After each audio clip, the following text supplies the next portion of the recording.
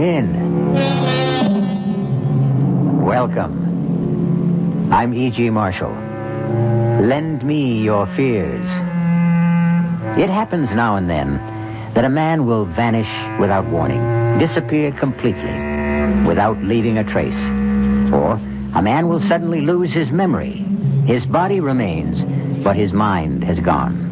What is essential in him leaves us, and we are left perplexed, mystified, frustrated. All we have to go on is rumor, speculation, theory. And since we cannot explain it, after a while, we tend to stop thinking about it. Until it happens again. To somebody else. You're back. Oh, my husband, you're back. What? You won't even embrace me. Who are you? Who am I? What kind of question is that? How can you say you're my wife? We've been married for more than 15 years. No, we haven't. What are you trying to say? I'm trying to say that I'm not your husband. You're not my wife. I don't even know you. What's more, I'm not even standing here. How can I be? I haven't even been born yet.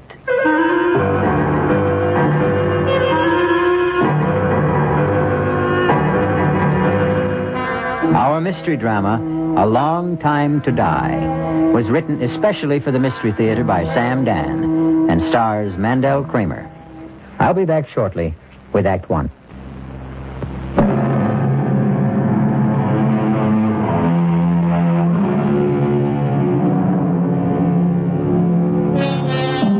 His name is Alfred Stewart Ainsley.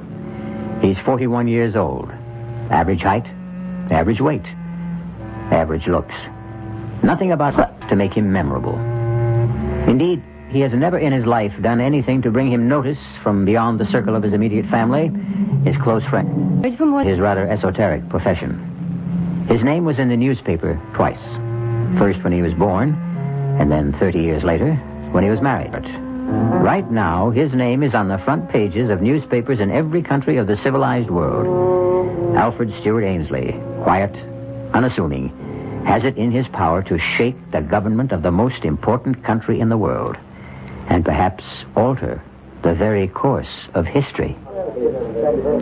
Alfred, do you want a drink of water? Water? Darling, I know this is difficult, but... Feel okay, Al? No, Jerry, he's not feeling okay. Can't you see there's obviously something wrong with him? Al, what is it? He's pale. He's sweating. Now, look, Al, you're not the one who's being investigated. If you're not feeling well, we can ask for a recess. The chairman's just come in. The committee stands in order. Mr. Ainsley, we will resume with your testimony. You are still under oath. I would like to continue along a line of questioning initiated by Senator Selby. Would you turn, please, to page 684? Heard it, Al. Question. Is it possible that Congressman Carstairs could have forged the secretary's handwriting? Answer, Mr. Ainsley. Senator, I would have more examples of both gentlemen's manuscript. Mr. Ainsley, you were given these specimens to analyze overnight, were you not? Or were you not, Mr. Ainsley? Al, you took those samples. You examined them. Say yes. Yes. Very well. Now, are you in a better position to answer my question? Well, are you, sir? Al, you told me you had studied them and come to a conclusion. Al, answer Adam's question. Counselor, is Mr. Ainsley having trouble understanding the questions? No, sir. Mr. Ainsley, it's obvious that something is troubling you. Yes, sir. Well, then suppose we take a recess, give you a chance to rest. Committee will adjourn till 3:45.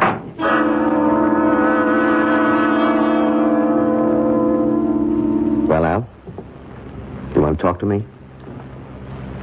I never saw that before. Saw what? A man make smoke.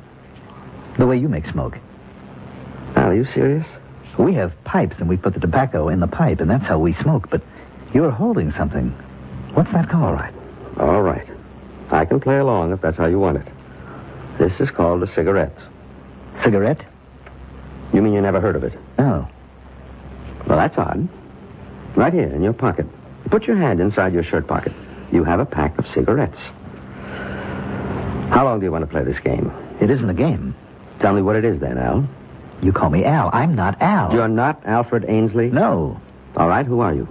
My name is Mahatwiki. Yes?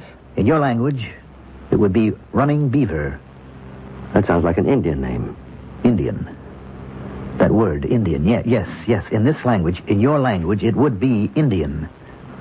You claim you're an Indian? Yes. Well. You don't believe me? Just tell me how you got here. I was sent to the north to scout the, you would call them the Iroquois. Scout? Yes, to see if we should make war. War? Make war or become allies. I was on my way home to my tribe. I was at the place where the mist covers the rocks. I walked into the mist, and there was a noise.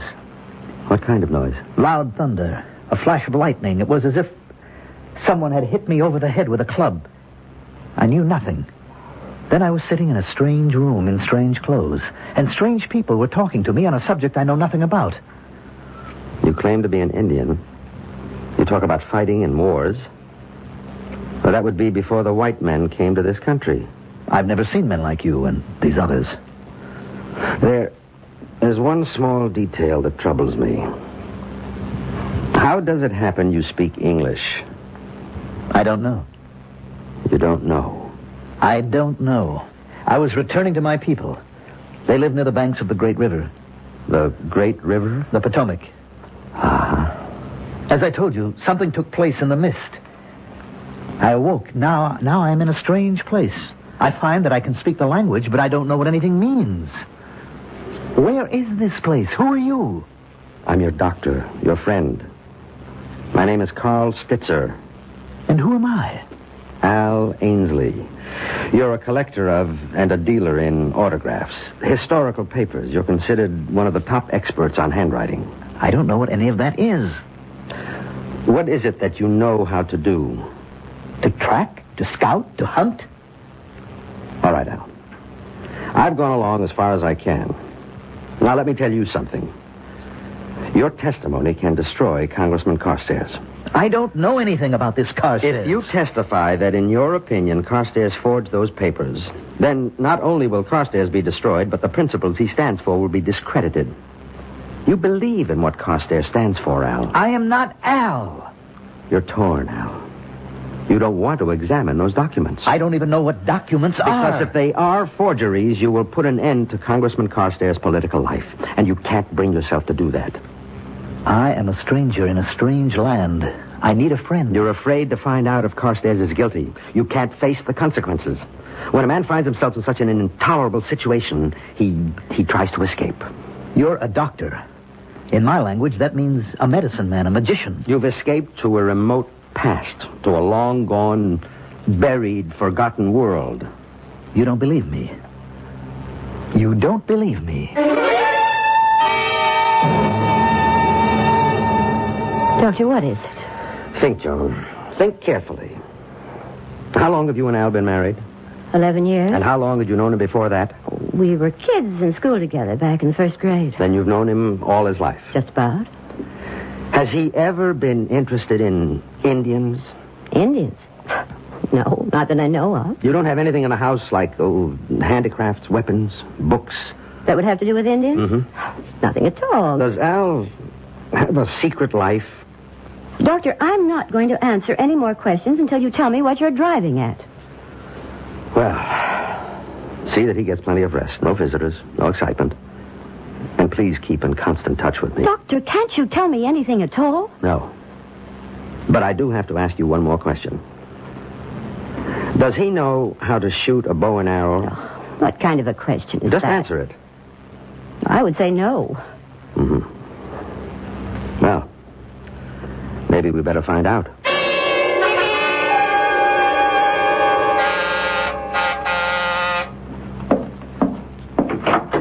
Morning, Jerry. Doc, I've been waiting for you. Is Al dressed and ready? Look, Doc, you've just got to talk to me. Why? Why? Why? Don't pretend to be living in a world of your own. You read the papers, you hear the news broadcast. Yes? Al has to testify. Yes or no? whichever way, it no longer matters, but he can't remain quiet. He's not the only handwriting expert in the world. The committee can call another. It's too late for that now. The rumors are out. He's been bought off, he's been scared off, and both sides are under suspicion. I admit it's an unfortunate situation. Now, look, Doc, you can maybe stall the committee another day, maybe two, maybe even through the weekend recess, but that is about as far as you can go. I'm doing the best I can. Why can't he testify? I can't tell you. You can't or you won't? Both. Now, let me tell you what's going to happen. The committee has the right to assign their own doctors to examine Al. I know. Well, how much time do I have? A week? That's really stretching it. I'm ready to go with you, Doctor. Al, how do you feel? Let's go, Al. Why can't I come along? Goodbye, Jerry.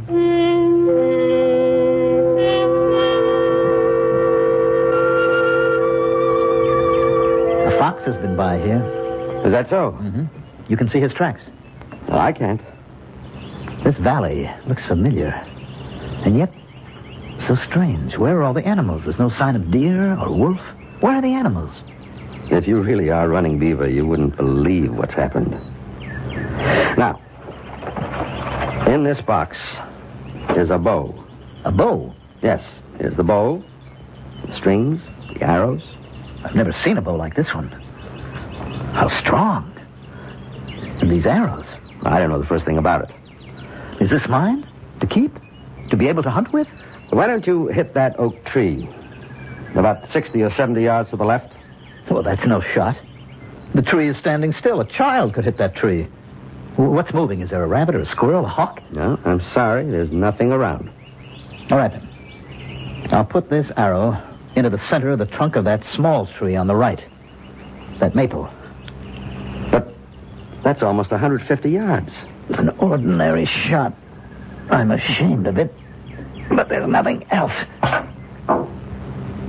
Right in the center. Well, Doctor? I don't know, Running Beaver. I don't know. How do I explain this? Someone, probably a seasoned politician, said once, when in doubt, tell the truth. That sounds great, in theory. But how would you like to have to tell this kind of truth to a sharp congressional committee? We'll have more of this kind of truth when we return shortly with Act 2.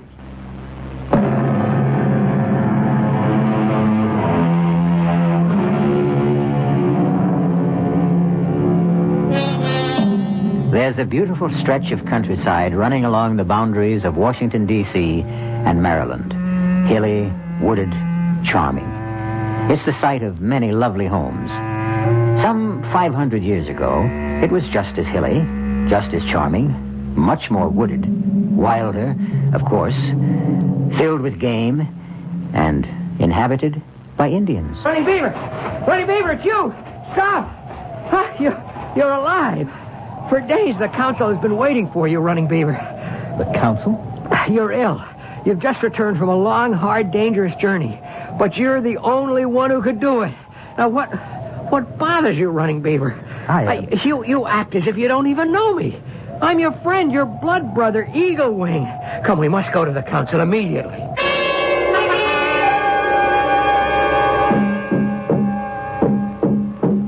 Many days ago, the council sent Running Beaver and 3 companions north to the Iroquois Nation to determine peace or war. And now Running Beaver returns alone, and we ask him, where are your companions? And shall the Iroquois be our friend or foe? Speak to us, Running Beaver. Running Beaver, say something. I am very tired. Important questions should not be answered by a man who needs sleep and food. Running Beaver shall return to the council after he has eaten and rested.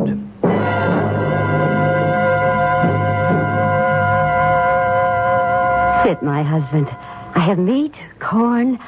I was so frightened. So afraid the Iroquois would kill you. Sit, rest, and eat. Now, I will tell you the news about the boy. The boy? Our son. He's been chosen for the Wolf Society. You always wanted that. Your mother brought him this bearskin robe. You're not eating. It's not cooked. It's the way you like it. Is something wrong? You don't look right. Perhaps you'd better see the medicine man. The medicine man? Red Bear. He always liked you. There is something wrong. This is not like you. Not to be hungry, to be so quiet. You're frightened. Why are you frightened?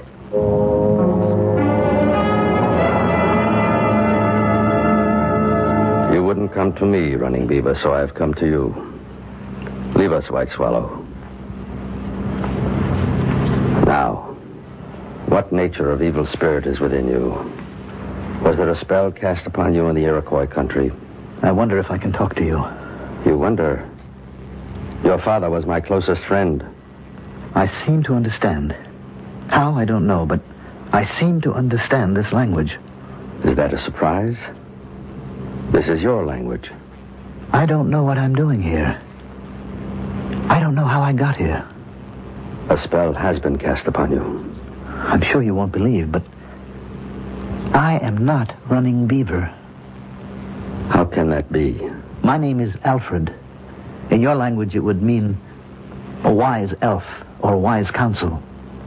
Excellent name. I come from, well, perhaps it would be this same land, but I live, or shall live, hundreds of years from now. I could tell you stories of great things, of great ships flying through the air, of enormous buildings. I don't even know where to begin. It must be a time of great magic. Unbelievable magic. What a happy time that must be. I couldn't say that it is all that happy. I find that hard to believe. With all that magic. At any rate, I was going to an important meeting of the committee. Well, never mind what that means.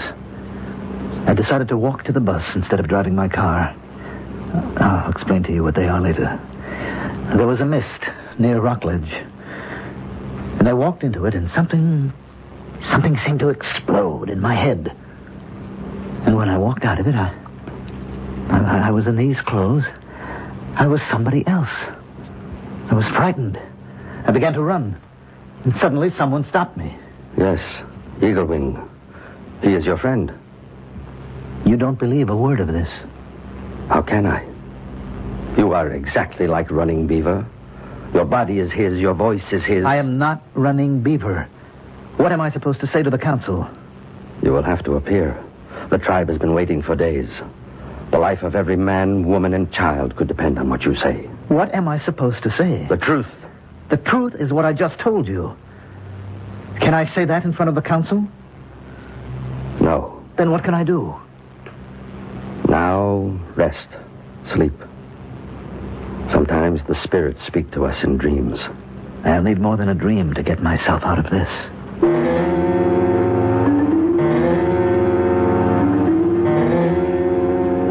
Running Beaver?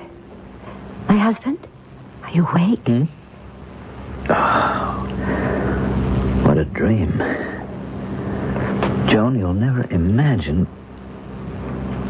Oh, no, I'm still asleep. Running Beaver, can you eat something now? Cold. Oh, here, wear this robe. Your mother made it. My mother? Please, can't you tell me what's wrong? Running Beaver, may I come in? Who's that? Your oldest friend.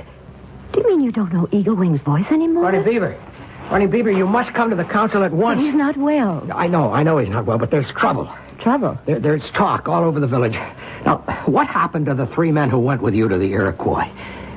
Did you kill them? Kill them? How could he kill them? They were all his friends. What passed between you and the Iroquois chiefs? Running Beaver, you must tell him. I don't know. I don't know.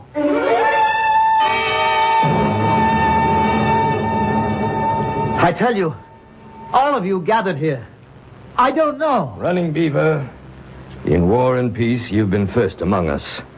We sent you as our ambassador to the Iroquois. We entrusted you with the lives of 3 of our bravest young men. Now, where are they? Their families have a right to know. Speak. Chief, I will speak for him. No one can speak for a man before the council. Not even you, Red Bear. Running Beaver is ill. What kind of illness? He has lost his memory. That's a convenient loss of memory. Quiet! Where is my son? Where is he gone? I can't see him anywhere. Quiet! He has lost his memory? Yes, Can you cure him, Red Bear? I can try. You have 6 days. At the end of that time, Running Beaver will talk to the council, or else submit to justice.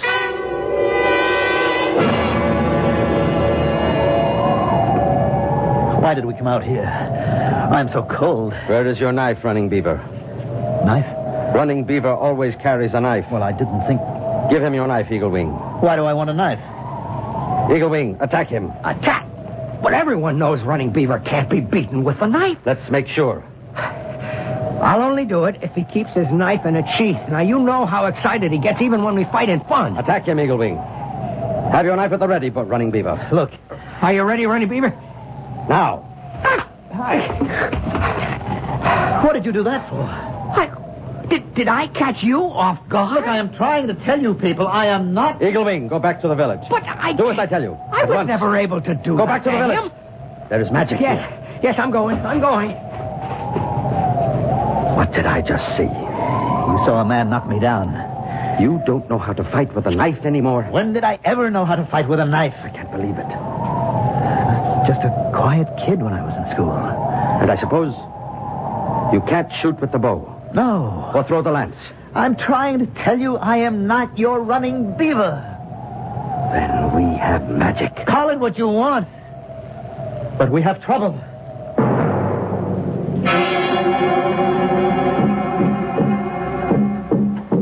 As chief of this council, I call upon Running Beaver to speak.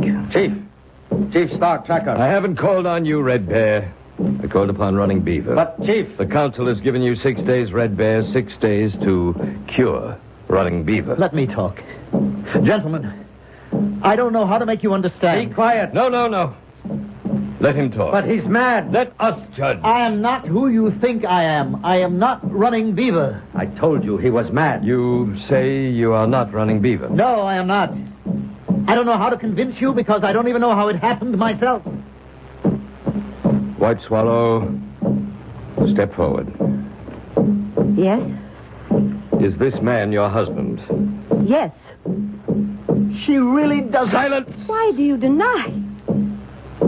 Are you tired of me? Is there another woman? Oh, good Lord. You could have been living 500 years from now. You women never change. I thought you loved me. All of you, listen to me, please. I know it's hard to believe, but I am not Running Beaver. Who are you, then? I am a man from a time... I don't know, and it must be hundreds of years from now. Silence! Silence! A spirit has captured him. This is the council. We'll have no disorder here. Running Beaver, have you anything more to say? I have plenty more to say, but I don't know how to say it. The council will retire. We shall return with our decision.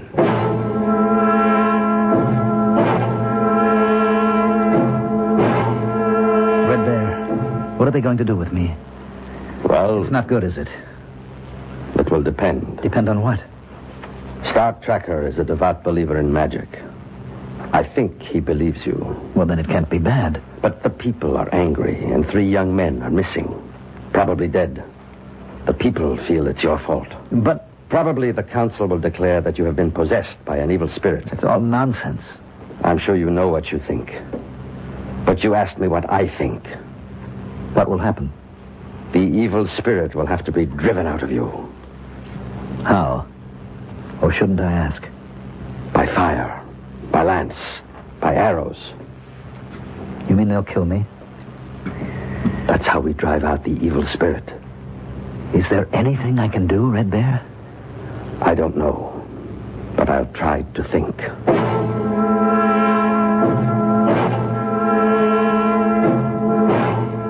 Running Beaver, stand before the council. You have been ordered to report. You refuse. I tried to tell you. Therefore, the council has decided to drive the evil spirit out of you. No! Tell them, Running Beaver, tell them! We must have silence. Tonight, Running Beaver, the council will drive the spirit from you. Wait! He has the right to ask for judgment by combat. What are you saying? Must I remind the council of the law? Very clever, Red Bear. No one dares. Silence! Silence! Well, you've heard the challenge. Who will fight Running Beaver? Your reputation has just saved you. No one will dare to meet you. No one? No one will accept the challenge? Are we a tribe of trembling women? Must I At my age, save the honor of the people. I'll fight him. Eagle Wing, you're his best friend. No longer. After all, he denies he's running beaver, doesn't he? The council accepts the offer of Eagle Wing. May the one who is right win. Clear a space. Wait. The law says each contestant must fast and pray for 3 days. No. Silence! We shall obey the law. We shall meet again in 3 days. What did you get me into? I got you 3 days. What good will it do me? You could learn to fight with a knife. Well, you've been a quiet, unassuming handwriting analyst all your life. You've never so much as swatted a fly in anger. Now, suddenly, you have to fight to the death with knives, no less. And how is the other fellow doing? The one who has to face the congressional committee. We'll see how it all comes out when we return shortly with Act 3.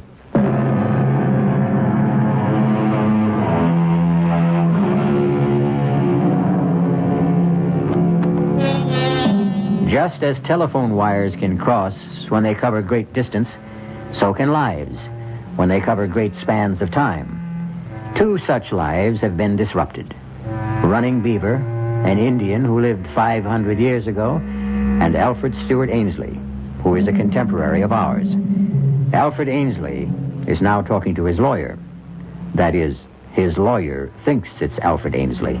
We know it's Running Beaver. Al, level with me. Is this a stall? I keep telling you, I don't know what you're talking about. I can't help it. I talk to the reporters. I talk to the committee people. Nobody understands you. You keep saying you're a friend of Al Ainsley. Yes, Al. We've been friends since college. Then you should know that I am not Al Ainsley. My name is Running Beaver. I'm an Indian. I lived about 500 years ago. I better get Doc Stitzer back here. Jerry, what are you doing here? I ordered complete rest for Al. You know what Al just told me, Doctor? He thinks he's an Indian. It happens to be true. It happens to be... Oh, I see. Yeah, I think I see. What do you think you see, Jerry? They got to you, too, Doc. Who got to me? I don't know.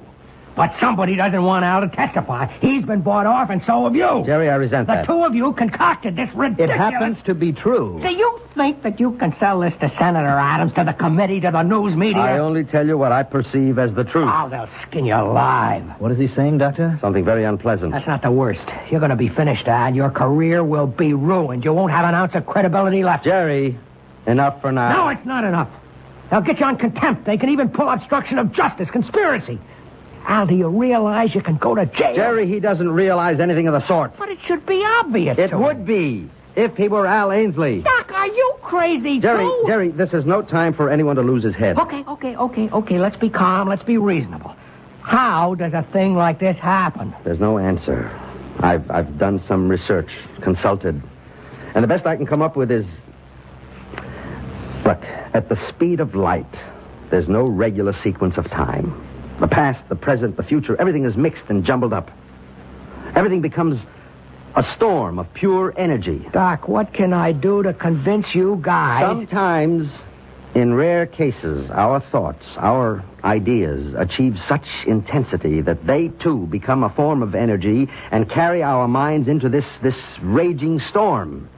And minds can be mixed up and thrown from one body into another. I can't believe I'm sitting here listening Whatever to the reason, he's not Al Ainsley. Oh, get a hold of yourself. Jerry, now you can't excite him anymore. I'll throw you out of here. You may not have to throw me out. I want to leave.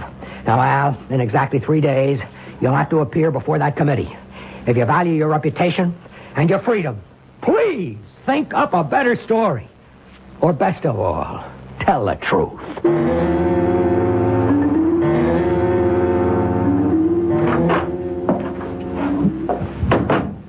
Are you awake, Al? I brought you some tea. This is the first chance I've had to talk with you. Darling, what is it? Are you my wife? I mean his wife? What are you saying? I'm not your husband. Don't say that. It's true. I know you, darling. I've known you all my life. Who knows you better than I do? I am not Al Ainsley. There's someone else, isn't there? Another woman. please. I knew you were timid, but I didn't think you'd go this far. I have a wife. What? Her name is White Swallow, and we have a son. Al, I don't know what your game is, but you won't get away with it.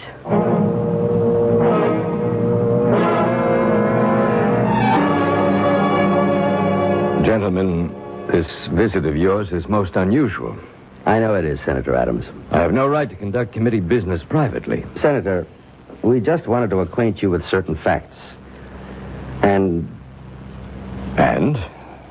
Well, please just listen. No matter what you hear, just listen. Then use your own judgment. Go ahead, Al. Senator, I am not Alfred Stewart Ainsley. You're not. I am running bear. I am a Potomac Indian. But this is most unusual. Dr. Stitzer and I, we believe that I lived 500 years ago. Somehow, I have occupied the body of Mr. Ainsley. But though I have his body, I have none of his skills. And that's all. And this is what you want me to believe, hmm? It's the truth, Senator. You'll be at the committee hearings on Monday morning. Senator, didn't you hear... Doctor, I don't believe a word of it.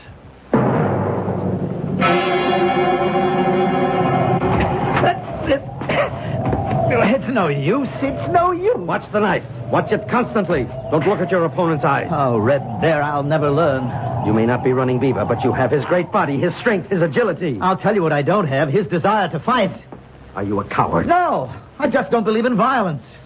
Strange. I can't kill anybody. The council has already decided, Red Bear. But this will be murder, Chief. He isn't running Beaver. He does not know how to fight. A man who doesn't know how to fight? Impossible. He is not one of us. He's from another time. Well, how does he happen to be here, then? There is a place, Chief, where the soul that belongs to each man is put into his body. Yes, we know that. It is the sacred, haunted place where the mist meets the rocks. There's always thunder there. Evil, malicious spirits have an opportunity to play tricks. And so... I understand. I even believe. But the council has spoken. He does not know how to fight. He will have to learn. Keep the knife low and moving. It's no use. I just can't kill anybody. Even to save your own life. Suppose I kill Eagle Wing tomorrow, then what? At least you'll be alive. To do what? To live out my life here in an alien place doing things that I hate? Fighting, hunting, killing? No, I'm better off dead. You'll have to testify before the committee. I can't. You'll be ruined. Well, if that's the only way... Relax. Think. Don't fight against Alfred Ainsley. Accept him. Let his thoughts flow into your brain. Let his knowledge come to you. Why? So you can get past the committee. And then? What do you mean, then? Then what will I do? Live here as Al Ainsley, away from my wife, my son, my friends, my people? Never to hunt, never to fight? To exist in this strange and terrible world, a place I can neither understand nor accept? No. Rather let me be disgraced. Why do you want to be disgraced? So I can die of shame.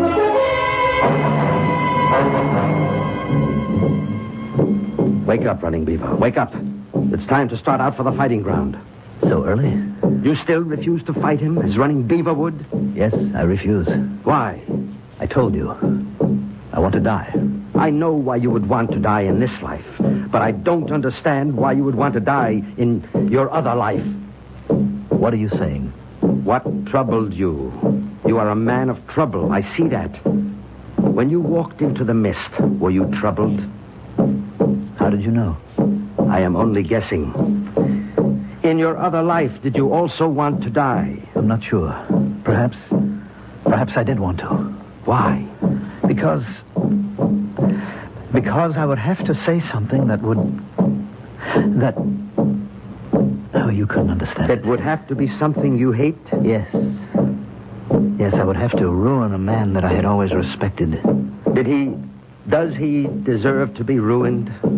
Yes, because he broke faith. And you did not have the courage to do your duty. In other words, you are an even greater coward than I thought. Maybe. Would you rather die under Eagle Wing's knife, or what? Or go back? Do your part as a man. Face your responsibility. Go back?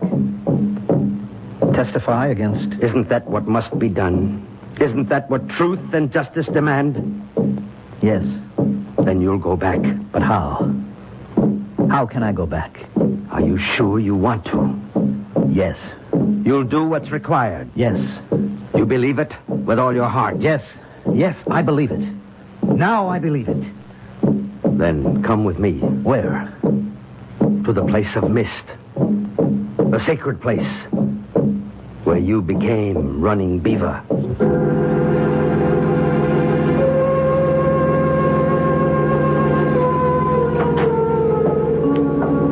Time to be leaving for the committee meeting. I'm ready. I decided to go with you. Let's get it over with. Tell me, something bothers me. It bothered me that first day when I thought that you had willed yourself into amnesia. I can see how Al Ainsley could have found life intolerable.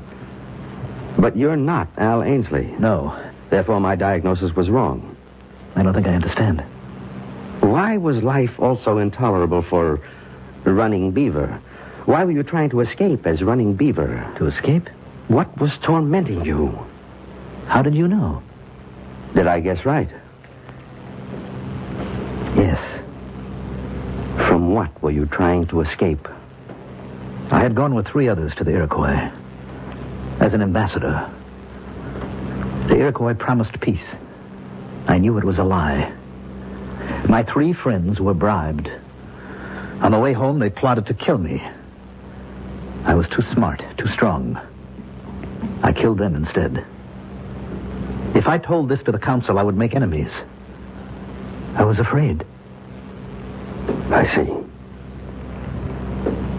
Would you rather die like a man among your own people, if indeed you must die at all, or would you rather die of shame here among strangers? I am wiser now, but it's too late.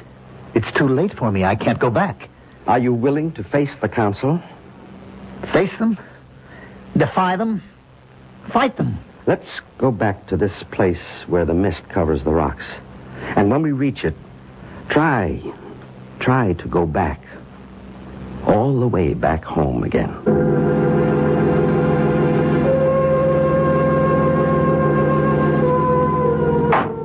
The committee will stand in order. Mr. Ainsley, are you finally prepared to report your findings? Yes, Mr. Chairman. I've studied all the relevant materials, and I am absolutely convinced. I will stake my professional reputation on the fact that the signature is forged.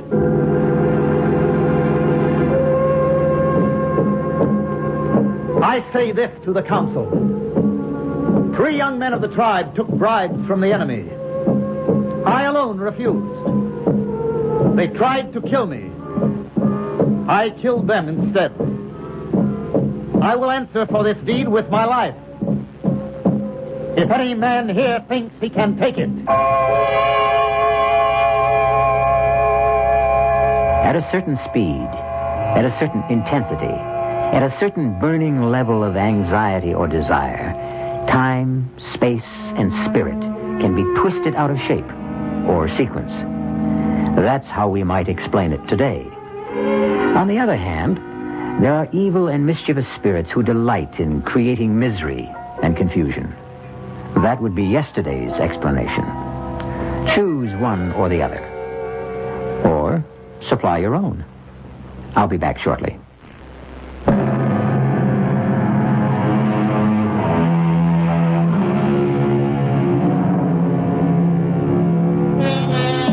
And what's the moral of our little tale? Simply this. Whenever you're desperate for a means of escape from a problem, don't try too hard for an easy way out.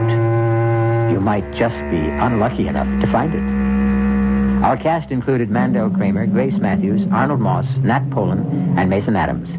The entire production was under the direction of Himan Brown. This is E.G. Marshall inviting you to return to our Mystery Theater for another adventure in the macabre. Until next time, pleasant dreams.